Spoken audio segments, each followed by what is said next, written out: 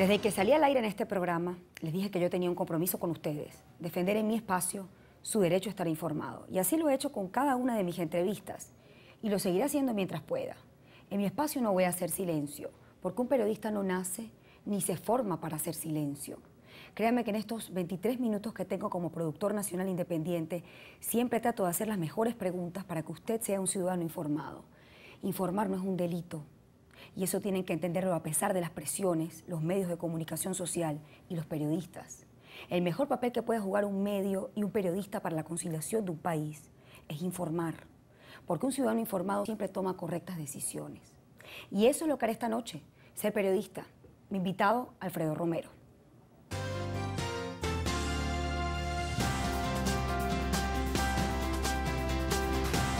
Un periodismo que educa, que informa, que construye. El luto no tiene color político. La intolerancia mató a 3 venezolanos. Cuando un país entierra a un joven, también entierra su futuro. Desde hace 15 años la sociedad venezolana está dividida en dos mitades que se niegan a reconocerse. Pero la violencia no puede convertirse en un recurso para dirimir las diferencias. No es poderoso el que ataca una manifestación, sino el que aprende a escucharla. Y el que aprende también a expresarse con respeto para ser escuchado. Mi invitado esta noche es Alfredo Romero, experto en la promoción y defensa de los derechos humanos en Venezuela a través del Foro Penal. Buenas noches y bienvenido. Buenas noches, Shirley. Bueno, encantado de estar aquí contigo. Además, es necesario y oportuna pues, conocer también la otra versión de las cosas. Tenemos también la versión oficial, es importante conocer quizás la cifra de los detenidos, los desaparecidos, los fallecidos que ustedes manejan como Foro Penal. A la hora que estamos grabando, debo disculparme con la gente, no puede ser en vivo, yo soy hebrea, a la hora que se emite el programa tengo un compromiso religioso, pero sí quise tener la versión de ustedes y por eso estoy aquí. ¿Cuál es la versión que tiene Foro Penal con relación a los sucesos después, lo que ocurrió después en el Ministerio Público? El Foro Penal, para que los que no saben, es una organización que tiene un grupo de abogados en todo el país. Hemos inclusive contado más de 100 abogados que se han venido aliados a todo el país y ha prestado la asistencia conjuntamente con otras organizaciones como Fundepro y Fundesis a aquellas personas detenidas, así como lo ha hecho en otros momentos, ¿no? Al día de hoy también tenemos un centro de denuncias que abrimos cuando hay situaciones de crisis, pues, ¿no? Donde hemos recibido denuncias de personas y para llevar a cabo la información que además es fundamental, porque hay que recordar que en este momento quedan en Caracas por lo menos 70 detenidos, solo en Caracas. Y en total, en todo el país, estamos hablando de más de 90 personas detenidas todavía. Digo todavía porque en total, los que registramos del 12 de febrero, corroborados por nosotros, fueron 137 personas detenidas. ¿Por qué insisto en corroborados por nosotros? Porque los detenidos, antes de la presentación ante tribunales, que ayer fueron solo 11 y hoy en la mañana han comenzado a presentarse y ahora en el momento que salga este programa muy probablemente vamos a ver culminado con varias audiencias de detenidos. Esas personas estaban incomunicadas. ¿Qué quiere decir? Que no tenían acceso a sus familiares y menos aún tenían acceso a los abogados. Por lo tanto, no podemos saber ni su estado de salud, ni el número exacto, porque la información ha venido por decir por los caminos verdes, es decir, el familiar que contactó a un policía adentro y que le dijo que estaba su hijo allí, o el abogado que tuvo un amigo y que le dijo que habían tantas personas detenidas. Ahora, esos detenidos corresponden, en primer lugar, solo en Caracas y a la fecha, el 12 de febrero, donde después de la marcha convocada ocurrió esta situación irregular. Solo 12 de febrero, 137 en todo el país. Hubo detenidos en Barinas, hubo detenidos en Táchira, hubo 43 detenidos en Barquisimeto que fueron liberados el día de ayer sin audiencia en un tribunal, simplemente fueron liberados por la propia el lugar donde se encontraban detenidos. O ha habido varios detenidos inclusive en diferentes zonas del país que no hemos tenido información específica, como Aragua, Trujillo. Ha habido detenidos en diferentes lugares del país. Pero esa es la cifra, digamos, que hemos podido corroborar porque tenemos nombre y apellido pues, de cada una de las personas, incluso con su cédula de identidad. Ahora, y esos son, como te digo, detenidos solamente relacionados con las manifestaciones. Si no estamos hablando de detenciones que puedan haber habido por otras circunstancias que no estamos llevando, ¿no? Ahora, ya dice usted que hubo problemas con el debido proceso. Con relación a tortura, ¿fueron objeto de tortura, de maltrato? Sí, ¿hubo respeto a la integridad física de estos detenidos? En este momento que fueron presentados 11 personas, sabemos la información de esas 11 personas presentadas. Y tenemos información reciente de personas que están ahora en esta oportunidad, donde está, por ejemplo, miembros del Foro Penal en el Palacio de Justicia, que han tenido alguna conversación antes de entrar a la audiencia.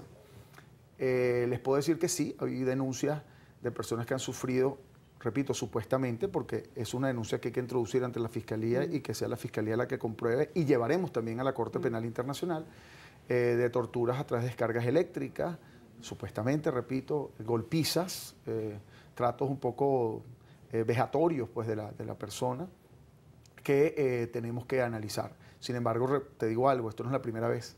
Lo que pasa es que uno habla de esto como si fuera regular, lamentablemente, como hemos llevado tanto tiempo en esto, pero entre el 15 y 16 de abril de este año, que hubo 179 detenidos, Valencia, Barquisimeto y Barinas, las denuncias de tortura fueron importantísimas, se llevaron a la Fiscalía y al día de hoy la Fiscalía no solo no ha conocido, sino ha negado inclusive que las denuncias estén introducidas allí, siendo nosotros mismos que llevamos a las víctimas ante la Fiscalía General de la República, donde se presentaron, por cierto, los daños el otro día, y llevamos el documento de varias denuncias y no han sido conocidos. ¿Hay desaparecidos? Bueno, la palabra desaparecido es una palabra un poco compleja, porque cuando tú hablas de desaparecido, de alguna manera aquella persona que desaparece nunca aparece porque no hubo constancia de muerte, ¿no? Hay que tener cuidado con eso. Pero en términos pues prácticos, de que no ha aparecido, que no se sabe su paradero, hay varias personas. ¿Qué presumimos? Te cuento el día de ayer.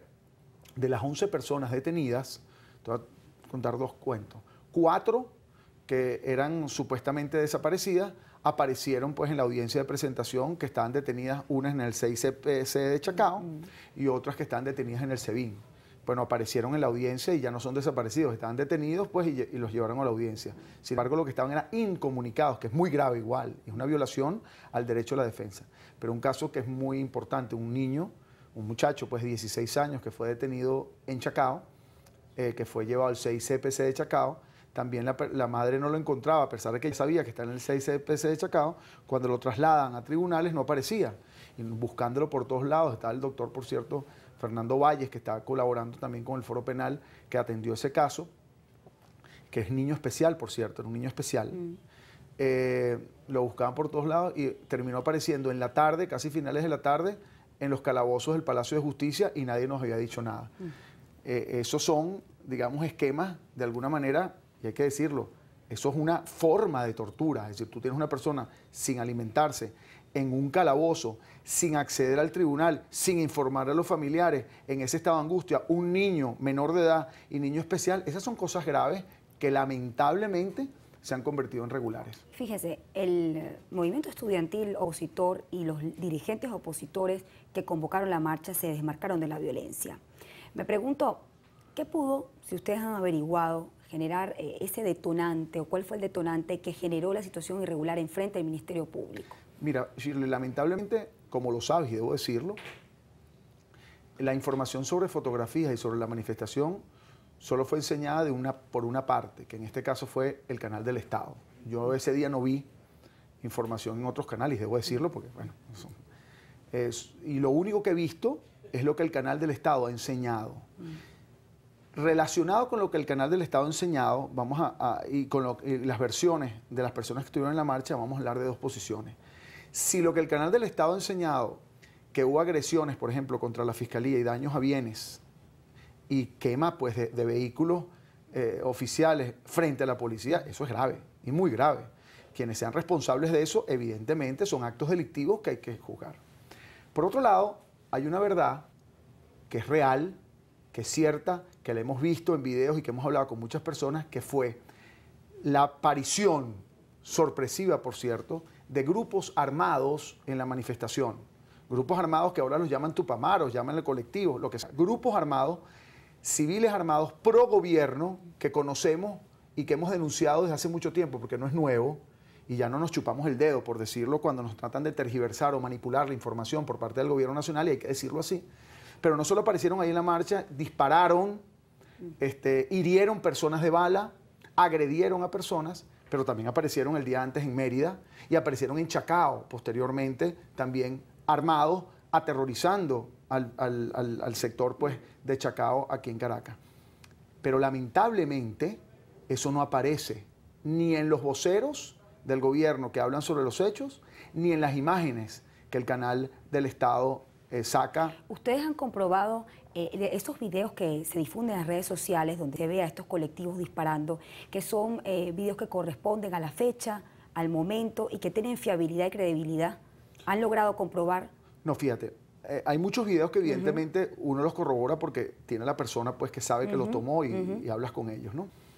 Ahora te voy a decir algo con honestidad. El Foro Penal en ese sentido ha sido muy serio. Recuérdate que nosotros llevamos representando casos de este tipo, como yo soy particularmente, así como miembros del Foro Penal, abogado de 8 de los asesinados del 11 de abril del año 2002. Óyeme, yo conozco no solo de memoria, paso por paso lo que pasó el 11 de abril del año 2002. Y sé perfectamente quiénes dispararon. Y sé perfectamente el engaño del gobierno en cuanto a lo que sucedió ese día. Lo sé. Y podemos tener una conversación pues larga y refutar ahora, cada uno de los argumentos. Ahora te digo, solo en respuesta a lo que me decía. Bueno, se me perdió. La pregunta, y te la resumo, es ¿quién disparó? Fíjese, sí, hay algunas versiones que señalan que los estudiantes tenían piedras, pero si uno toma en cuenta el principio del uso proporcional de la fuerza, aún estos muchachos, si es que fue así, tenían piedras, algunos de ellos, después que terminada pues, la jornada convocada, la manifestación. Bueno, la policía no debía disparar con armas de fuego. Entonces ahí uno se pregunta, ¿quién disparó? Sí, fíjate, ahí hay dos temas importantísimos, legales y constitucionales y de derechos humanos. El otro día yo oí al presidente Maduro hablando del permiso de una manifestación. Eso no es cierto. Yo creo que ahí el presidente Maduro debe consultar a abogados que conozcan del tema. Lo que se requiere en una manifestación es una comunicación, por ejemplo, al municipio, a las autoridades, para que protejan la manifestación y establezcan de alguna manera qué rutas van a estar protegidas.